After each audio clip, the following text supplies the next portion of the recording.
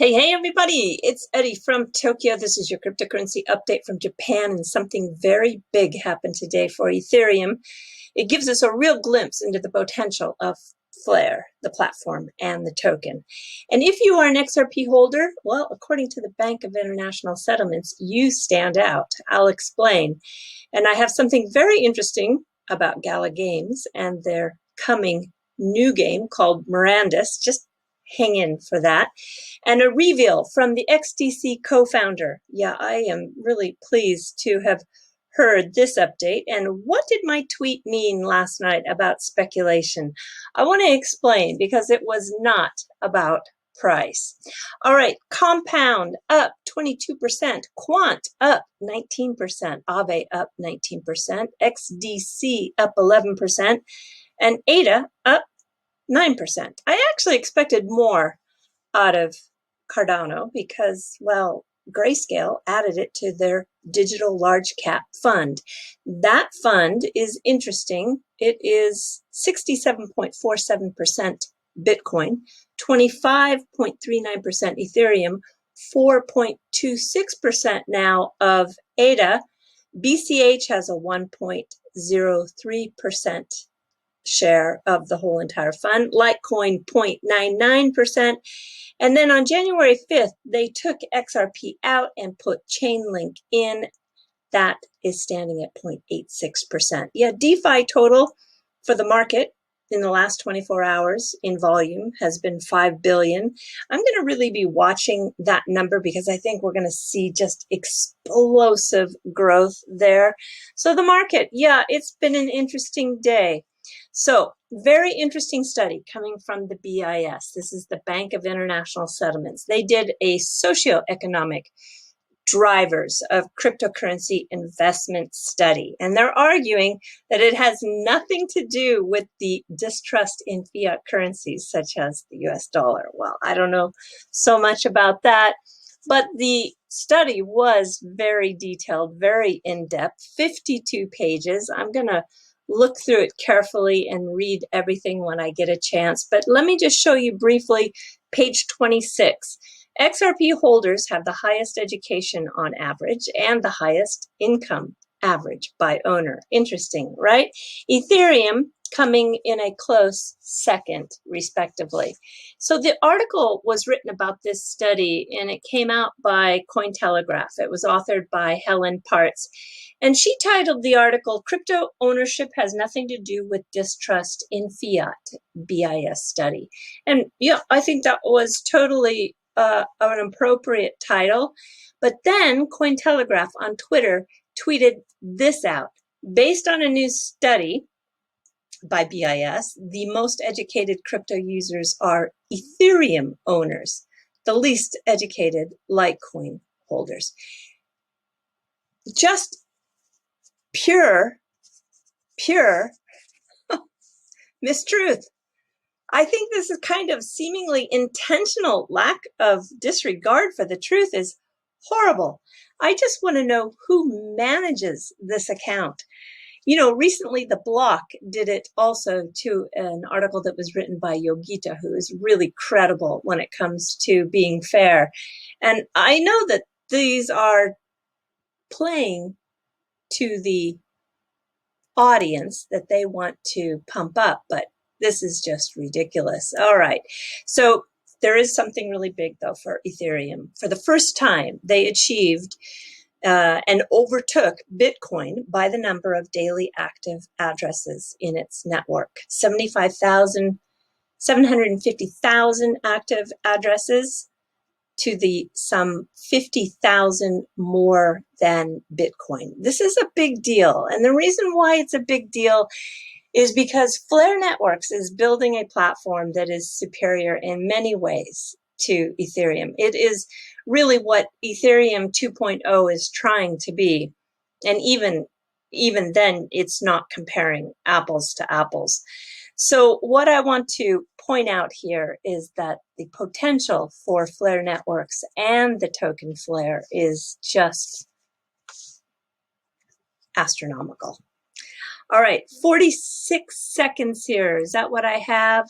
Not quite, but I do want to tell you that there was an AMA with Flair's Hugo Filion that occurred last night with the Gala Games. This is with Bitbender, and it was good, really good. Here is the 46-second video that comes from a on-chain gaming channel. I just think he does a really great job to tell you what it is that is so special about Gala Games and this coming new game called Mirandus. Have a listen. What is up, YouTube family? Welcome to On-Chain Gaming. My name is Jake, the On-Chain Gamer, and today we're talking about Mirandus once again. And for those of you who do not know, Mirandus is an upcoming blockchain, massive multiplayer online role-playing game, and the blockchain side of that just means that there's going to be real ownership of both the world, the items in the world, and then also the economy in the world. It's all going to be on a public ledger, and the currencies in Mirandus are going to be cryptocurrencies. So this new upcoming role-playing game is going to have a real economy, and getting rich in this economy means getting rich in real life, which is just completely game-changing as far as video games go.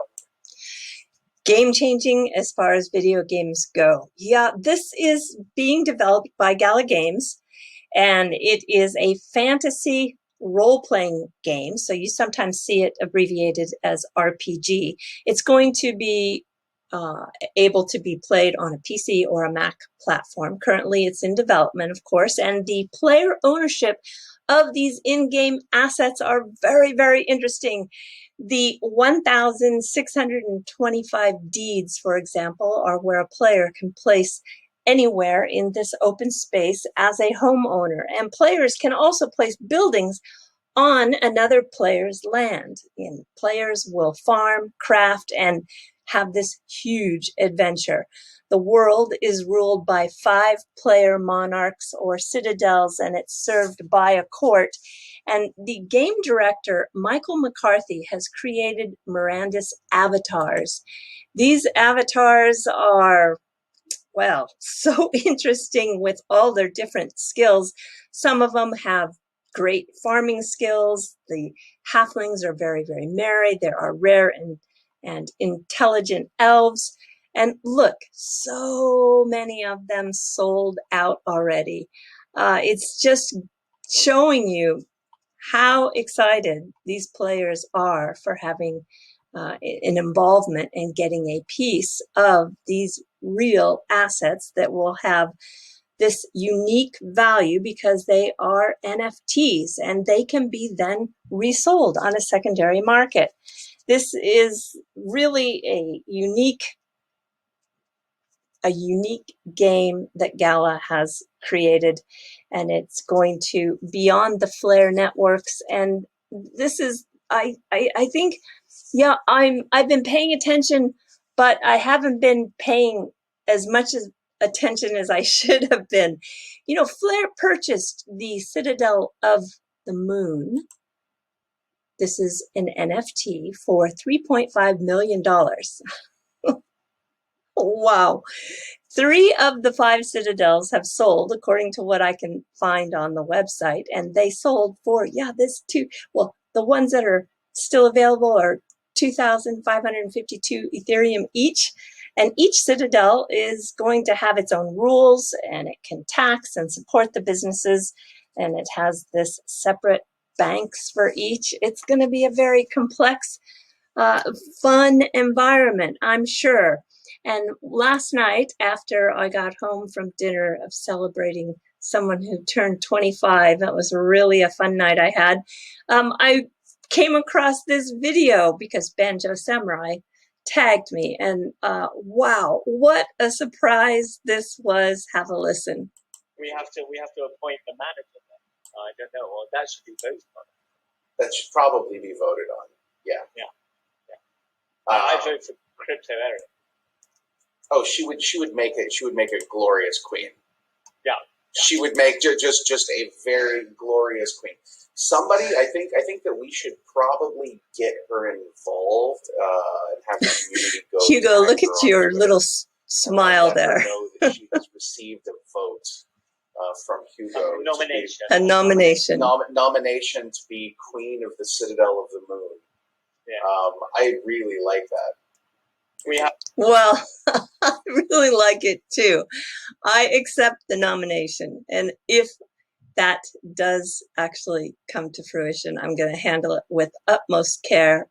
And I'm going to rely on my hand, which is AKA Picker. That would be Banjo Samurai. I think he will help guide me for sure. All right. I tweeted out this tweet about speculation last night. And oh my gosh, I think it was, well, probably my mistake for not being clear. When it comes to speculation, I'm one of the biggest speculators of price you'll ever find. I mean, my gosh, I have hung on to my TRX for all these years, and now I have many digits of this new APE NFT, which is NFT, that was airdropped to all the Tron holders just last week. And so I love airdrops. I love price speculation. I need to clarify what I was talking about. What I'm talking about is that it's the kind of speculation that is backed by zero facts or research. And let me just give you a couple of examples. I think anyone who's been in this space for a while will remember the wave of belief that XRP was backed by gold. Remember that? Or how about Swift was going to be turned off on some Friday night at 5:30 p.m.? I mean, it's crazy. Or how about the XRP buyback? Do you remember that? All the digital assets that were held by hodlers of XRP were going to have their assets bought back by Ripple. I mean, really, you don't have no idea how many hundreds of comments and DMs I received where people believed this and they wanted me to tell them what they should do. You know, today I was asked if XDC was a part of the United Nations. I don't know what to say, everyone. This is the kind of the speculation that I'm talking about, not about price. Of course, we're speculators in this space as far as price. I mean, my gosh, if you knew of one of the projects that I'm working on the side, everything's on the side, right? My whole life is a side gig. I have a project that is, I can't tell you exactly what yet, but it is 100% based on speculation of price. That's why yesterday when I talked about the contract for difference of price that is going to be launched by SBI, and XRP is one of those, XRP, Ethereum, and Bitcoin. I'm so excited because this is a real financial instrument that is going to be traded, and it is going to give those crypto assets exposure to the traditional investor. I love it. Yeah, if you want to speculate on price, go for it. That's the kind of speculation I think is really fun for this space. But what is not fun is when you speculate on crazy stuff like is XDC part of the United Nations. It just drives me Looney Tunes. Digital Assets Daily, he had a really great, by the way, I should tell you that logo that is used for XinFin was created by a XinFin community member more than 4 years ago. So you can go back onto Reddit. You can go back onto, actually Bitcoin.com has an old bulletin board post for some of the first conversations that took place with XDC. All it takes is just a little bit of research. All right, this is Digital Assets Daily. He had the co-founder Ritesh Kakkad on his channel. It is this video right here. And I just want to tell you, it was a great interview. It was great. And the quote that we got was, looking at the current status, definitely not only one, but multiple top tier banks will use the technology for sure. And many non-banking financial firms already started. That is a word-for-word quote from the co-founder.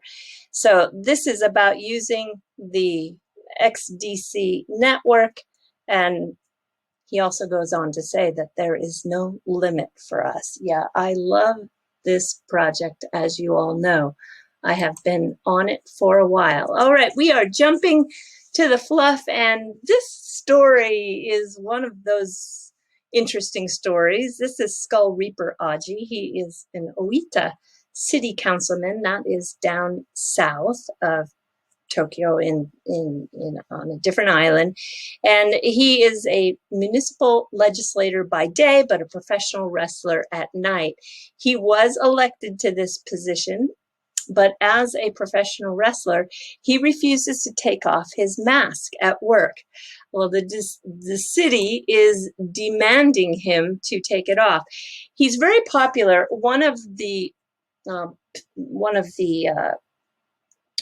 positions that he holds is to start he's really big into animal welfare, and so he started a no-kill shelter for dogs, and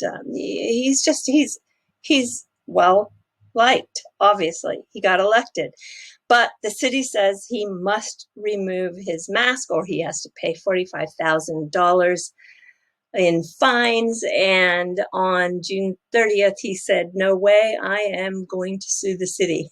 So there he is, showing up, announcing his suit with his mask on. And you know, he's not the first one either. There was another professional wrestler who also wore his mask to work up in, I think it was, it was up north in Tohoku area. I can't remember the city, but this is not the first time. So, you know, these are passionate people for their professionalism of what they choose to do. I think he's 52 years old, and he's serious for that, and he's also serious for his city job. And yeah, I guess I just feel like there needs to be a little bit more flexibility in these city rules. I just don't agree with the city of Oita at all. And one other little bit of, made me feel a little bit sad. This is Pepper. Pepper is a robot, of course. It's been around since 2014. I think 21,000 peppers were sold. I have encountered at least 3 that I know of for sure that were there to greet me. One was in a hotel, one was in a bank, and one was in a shopping mall. And they have decided that they are no longer going to produce Pepper. I think we'll probably see a next generation robot that will also do some of the same things that Pepper blazed a trail. But I'm going to miss Pepper, and I'm just kind of sad to see it go. All right, everybody, do take care. Sayonara for now. Bye-bye.